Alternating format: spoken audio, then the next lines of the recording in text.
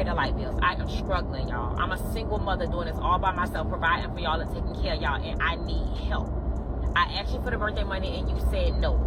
So that's why I'm taking the PS5 back, so I can get a refund, so I can have the money to pay the light bill. How you just gonna take my PS5 that I asked for on Christmas? You only spent $500 on it, now you trying to take it back. Okay, and that $500 I can use to pay the bills. I wouldn't come to you and ask you if I didn't need your help, but I need your help. And you can't play the game anyway if we don't have no lights. I can only imagine that these were the same types of manipulating tactics that she used on the baby father, and that she could be this irresponsible and unbearable to the point where she's treating her own son the same way that she probably treated the baby father. And you can't have my birthday money either, because people cashed out that to me. Okay, but we need lights. Why you going out so much?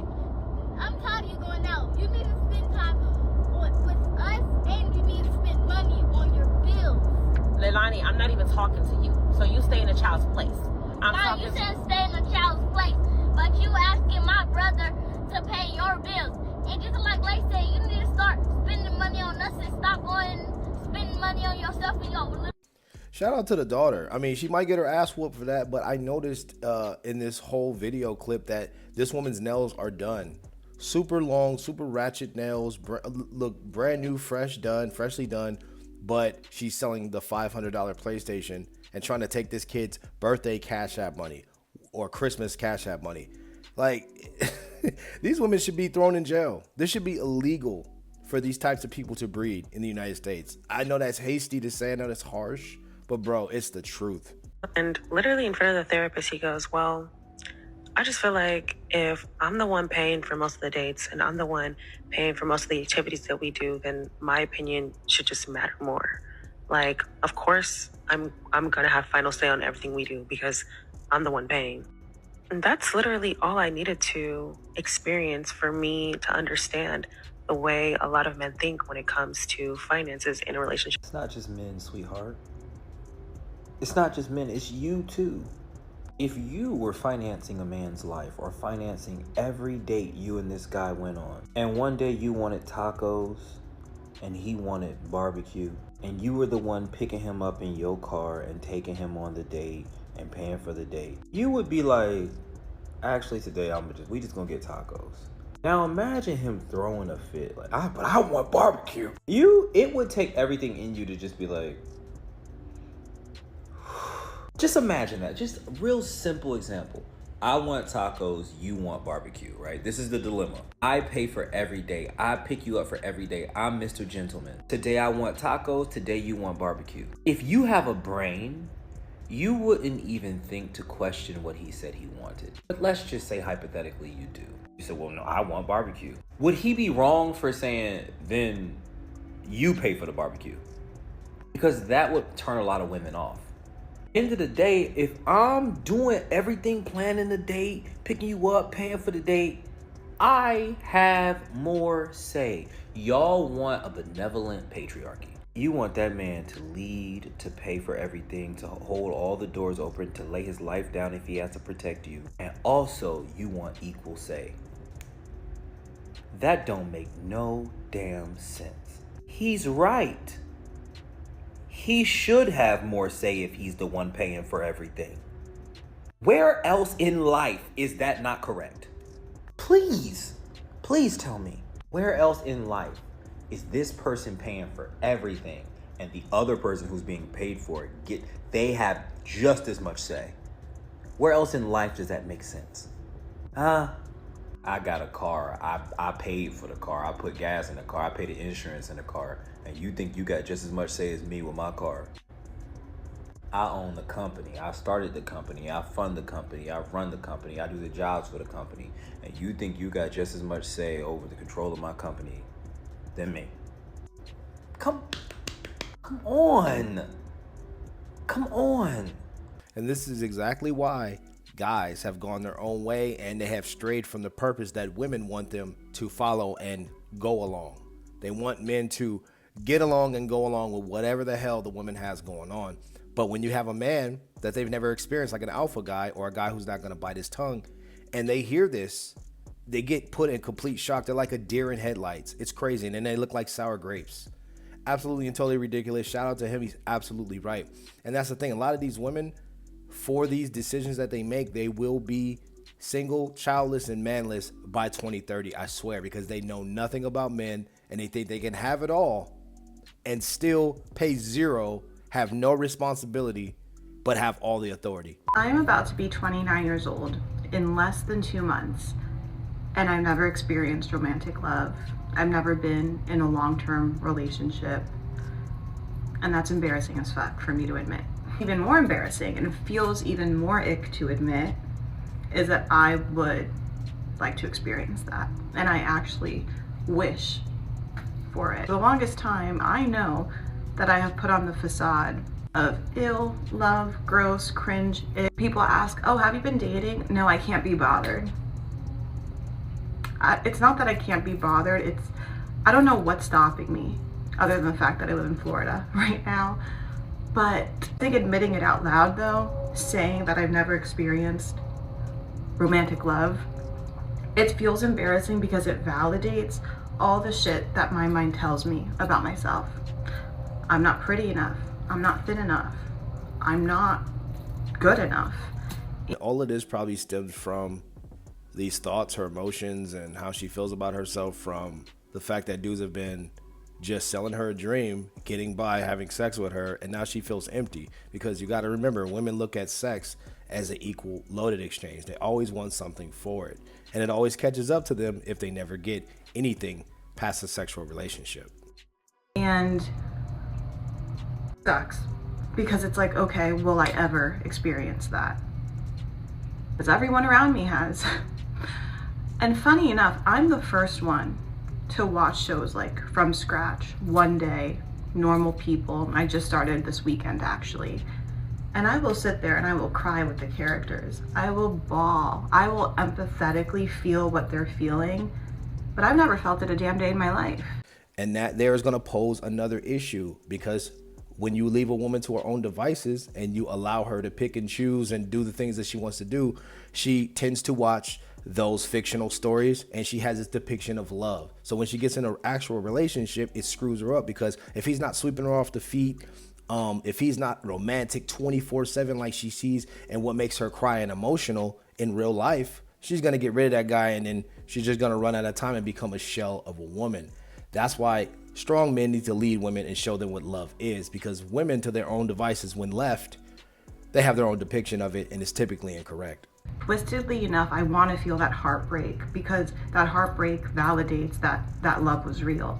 But I've never even felt that, because obviously I've never felt the love romantically. So I question, like, will I ever? Will I ever?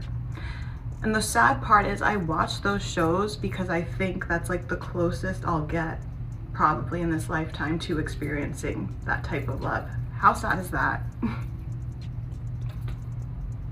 It's really weird too, to admit, because like it's also the one thing that keeps me from dating, because that just feels like an embarrassing thing to bring up. Oh yeah, actually, how many relationships have you been in? Zero. I've never experienced love, actually. It's shitty. But yeah, just a 29-year-old girl who's been single her whole life. You're a woman over 27, it's time to sell. And I think I've gotten so comfortable with that it's just this comfortable space, even though it's not the space I want to be in. I do want to experience the love, but you just end up getting so comfortable with what you know that even if you want more, lust for more, long for more, it's like, well, this is how I know my life to be, so whatever. A man with no money make a woman happy in a relationship. I think so, yes. Yes. I'm gonna say no. No. Hell no. Absolutely not. No. No. Hell no. How he gonna make me happy? How you gonna make her happy with no money? I am so happy and grateful that the Lord has blessed me to play in some snow. There's a video going around right now of this white dude who bought his black wife, African wife, right? And she had some babies. I don't know if it was his babies. Might be, but pretty much she bought his wife a house and whatnot, right? And she was so excited, man. She threw herself on the floor and whatever, you know. And then she asked him, he's like, "You put the house under your name?" And he was like, somebody asked him, "You put the house under your name?" He's like, "Yeah." And she was like, "Why would you put it under your name? If you buy me a house, you put it under my name." And he's like, "Well, I'm the one with the money." I'm the one with the money. Yo, that girl. The way she threw herself on the floor, bro, screams like, "I got him! I got him!" You can't get him. Men are up already, man. They're up on game, man. Y'all women ain't gonna be able to take shit from us no more, man. You stop doing with the money. That's what I put under my name, man. You got to live in it. You don't gotta pay no rent. Like, you're my wife. Like, you get to live here as long as you're my wife. Bro, the look on her face, she was so mad. I said, "You want to see the backyard?" She was like, "No." She walked away. She thought she had a house. Nah, you get to live in the house. Gotcha, bitch. Hey, man. Hey. You want to find out if your wife is your wife or your girl is your girl for real? Buy her a house, put it in your name, and see if that question comes up and watch for the reaction, bro. You'll be able to truly tell if that's your wife or not. What the fuck? This is who your girlfriend's taking advice from. Just tell him he's broke. Is it harsh? Yes. Is it ethical? Probably not. But does it fucking work? Yeah. I want you to say, I mean, if you can't afford it, that's like totally fine. You can just tell me that. Because what they're going to say is, no, it's not that. I can afford it. There is such a powerful power dynamic that you can play on. Want a guy to buy you a table? If you want a guy to take you out to dinner, it's like, oh, well, if that place is like too expensive, then we can go somewhere else. Oh, no, it's not too expensive. Like, I got it. Like, okay. And this is honestly kind of evil, so you didn't hear this from me. She don't love you. It is literally her goal to separate you from as much of your money as she can before you catch on. And look at these fucking comments. Apparently chicks been doing this for a long time. The craziest part about it, science literally tells you that men with low testosterone are more easily manipulated. Oh, she could literally smell it on you. Because when you have low testosterone, you fucking smell different. So guys, if you're sick of being taken advantage of by these demons, you need to fucking get on top of raising your testosterone levels. If you're like me, I wanted to find a way that I could do it naturally because I've bought one too many Louis Vuitton bags for these demons. Herbs like Fedosia agressus, Tonkat Ali, you've got vitamins and mineral, vitamin D, magnesium, zinc. You can take boron. There's so many things that you can naturally take to help raise your testosterone levels so you motherfuckers stop getting taken advantage of by these demons. That's actually true. What he's saying, it does lower your testosterone when you're around women. When women try to bog you down, they nag you. It just lowers your testosterone. Their estrogen just being in the vicinity, it just screws everything up and balances you. So yeah, you do got to kind of take care of yourself.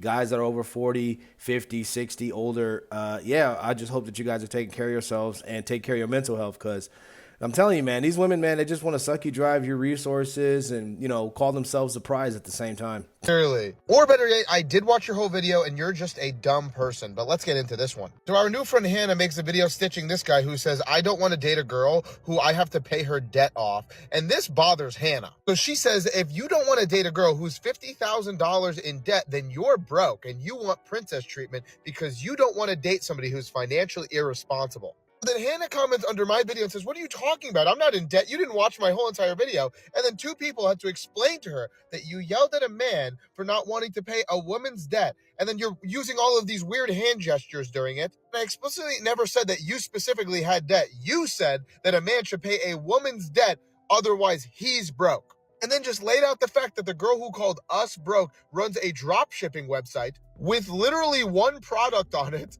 For somebody who says that she's the owner of Goddess & Co., she put no effort into the website, the product. I don't even think she actually has inventory of this product and just used a stock image of a girl working out as her landing page. And you really can't make this stuff up because the two women who commented underneath her comment making her feel stupid, she ends up blocking them because they made you feel stupid for the dumb thing that you posted. And then her most recent is, "Bro, your post is so out of context. You post clickbait for a living. A rich man will never laugh at someone starting a business. Only a poor man does that." Okay, so let's tally it up. I'm broke if I don't want to pay your debt. I'm broke if I make you split the bills. I'm broke if I make fun of your drop shipping website.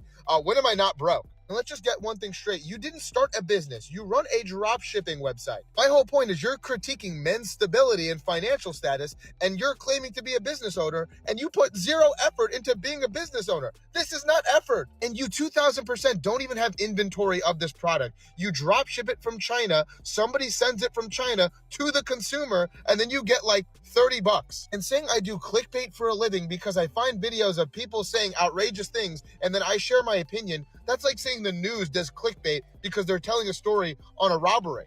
And how do you even have the balls to make fun of somebody's content creating skills when your whole goal of making as a content creator is you getting dressed up in different outfits every day? Wow, so creative of you. Because these girls who keep asking for princess treatment, oh yeah, I remember all the princesses who do get ready with me to go to a frat house. But to be honest, your best bet at making as a content creator probably is going to be getting dressed in outfits because you're an absolutely horrific speaker. In the original video that I stitched, you're making like 18,000 hand gestures in a 20-second video. And you speak like you're 12 years old. Like, did you watch this back before you posted it? More of the story here is we all watched your whole entire video here, Hannah, but we all just think that you're dumb, but that's just... Got him. We fucking got him. Sneaky ways that women use you, and this is very important because a lot of you guys go through this. In the beginning of the relationship, she makes it seem like it's love at first sight. She's giving you a lot of compliments on your physical, your personality, stuff like that. Also known as love bombing. And the saddest thing is that she's not even doing this to make you feel loved. She may think that that's why she's doing it, but deep down, she's doing it so that you can give her all the attention that she wants. And she wants to have the power dynamic to the point where you are so attached to her that she can now show you her true colors. The reason why she's trying to rush the relationship so soon is because she does not want you to see the reason why all of her other relationships have failed. She just doesn't want you to see that she's the problem, and in order for her to do that, she can make you fall in love with her way too soon so that you can't leave. She hate it when I leave, love it when I stay. Trying to make a living, no baby, not today.